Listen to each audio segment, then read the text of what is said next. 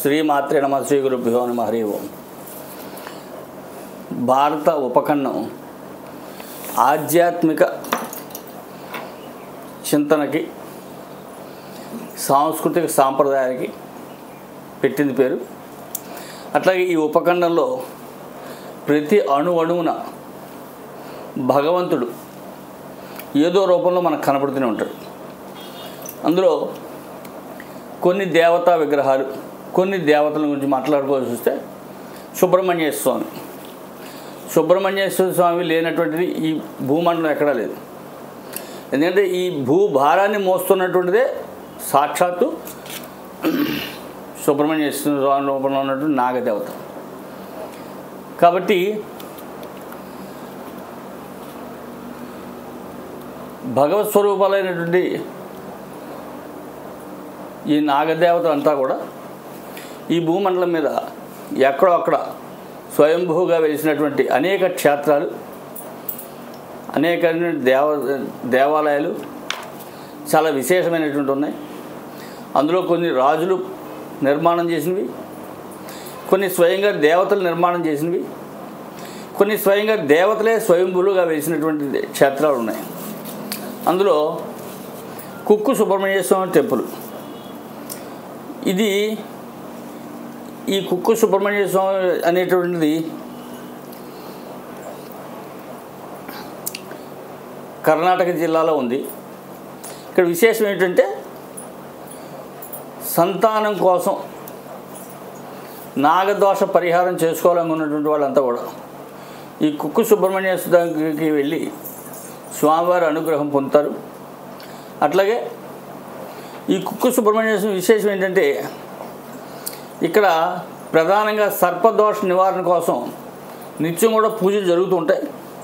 ఇక్కడ గుళ్ళో నాగబలి, ఆశ్లేష బలి, సర్పబలి ఇవన్నీ కూడా చేస్తుంటారు. సర్ప సంబంధమైనటువంటి దోషాలు ఏమున్నప్పటికీ కూడా ఈ గుళ్ళో కనుక శాంతి చేయించుకున్నట్టయితే కనుక పరిహారాలు అవుతాయని చెప్పి స్కాంద పురాణంలో కూడా తెలియజేయడం జరిగింది. ఇది కర్ణాటకలో మంగళూరు దగ్గరలోని సుల్లియ అనే ఊళ్ళో కుక్కు సుబ్రహ్మణ్య స్వామి దేవాలయం ఉంది. ఇక్కడ సుబ్రహ్మణ్య స్వామిని నాగదేవతగా కొలుస్తారు, ఆరాధిస్తారు, పూజిస్తారు. ఇది ఒక ప్రసిద్ధ యాత్రాస్థలం. ఇక్కడి క్షేత్రగాథ కూడా యాత్రికుల్ని ఇక్కడికి ఆకర్షిస్తుంది. ఎన్నో వేల సంవత్సరాల చరిత్ర కలిగిన మన భారతదేశంలో ఈ కుక్కు సుబ్రహ్మణ్య స్వామి దేవాలయం కూడా ఒకటి. ఈ ఆలయం సుబ్రహ్మణ్య స్వామికి కార్తికేయుడు కూడా పిలుస్తారు. అట్లాగే కుమారస్వామిని కూడా ఆరాధిస్తారు. ఇవన్నీ కూడా నాగదేవతకి ప్రీతి చెందినవి, నాగదేవతకి సంబంధించినటువంటి పేర్లే. ఈ ఆలయం కూడా ప్రకృతి సోయగాలకి నిలవైనటువంటి ప్రదేశం. దక్షిణ కర్ణాటకలో మంగళూరుకు 100 కిలోమీటర్ల దూరంలో ఉంది. ఇక్కడ ఇది ఒక పర్వత శ్రేణుల మధ్యలో ఉన్నటువంటి దేవాలయం. ధారా నది ఒడ్డున ఉంది. సుబ్రహ్మణ్యంలో ఉంది. పూర్వం ఈ గ్రామాన్ని కుక్కే పట్టణంగా పిలిచేవారు. క్రమంగా ఇది కుక్కు సుబ్రహ్మణ్యంగా ప్రాచుర్యంలోకి వచ్చింది. ఇక్కడ సుబ్రహ్మణ్య ఆలయం గురించి స్కాందపురాణంలో సనత్కుమార సంహితలో సహ్యాద్రి కాండలోని తీర్థక్షేత్ర మహామణి పురాణంలో తెలపబడింది. ఇది చాలా విశేషమైనటువంటి శక్తివంతమైనటువంటి సుబ్రహ్మణ్య స్వామి గుడి.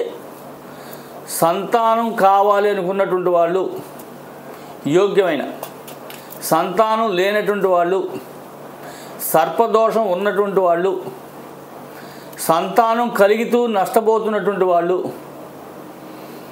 వాళ్ళంతా కూడా ఈ సుబ్రహ్మణ్య స్వామి గుడికి వెళ్ళి కనుక అక్కడ సర్పశాంతి కానీ, నాగబలి కానీ, ఆశ్లేష బలి కానీ, అట్లాగే సుబ్రహ్మణ్య స్వామి ఆరాధన కానీ చేసినట్టయితే కనుక ఖచ్చితంగా సంతానం కలుగుతుంది, సర్పదోషం పోతుందని ప్రామాణికం.